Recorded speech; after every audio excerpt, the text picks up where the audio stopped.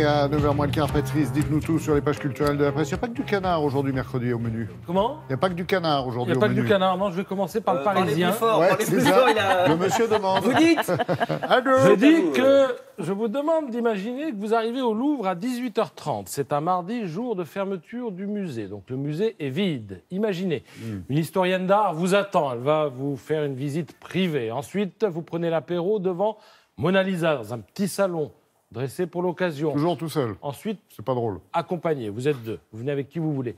Ensuite, il y a un dîner. La table est dressée devant la Vénus de Milo. Un petit concert privé. Une nuit dans une chambre installée sous la pyramide. Réveil à 8h avec petit déjeuner au lit. Je rêve? Eh bien non. C'est possible. C'est possible si vous réussissez à déclarer votre flamme à la Joconde. Il faut lui écrire pour répondre à cette question. Pourquoi seriez-vous l'invité idéal de Mona Lisa? Voilà, c'est un concours qui est lancé par le Louvre avec Airbnb pour les 30 ans de la pyramide.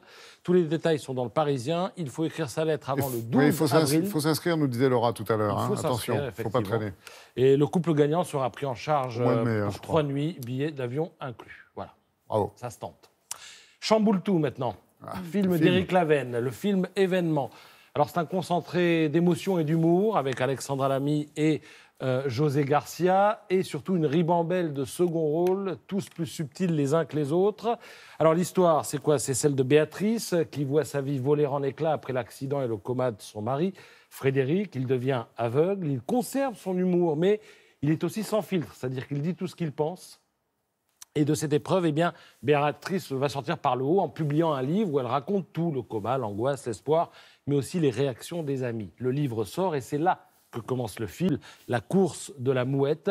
Je vous en avais d'ailleurs parlé lors de sa sortie il y a 2 ou 3 ans, et il est toujours disponible. Je vous montre la couverture. À gauche, le livre format classique, et puis à droite, la version poche qui sort la semaine prochaine, le 9 avril.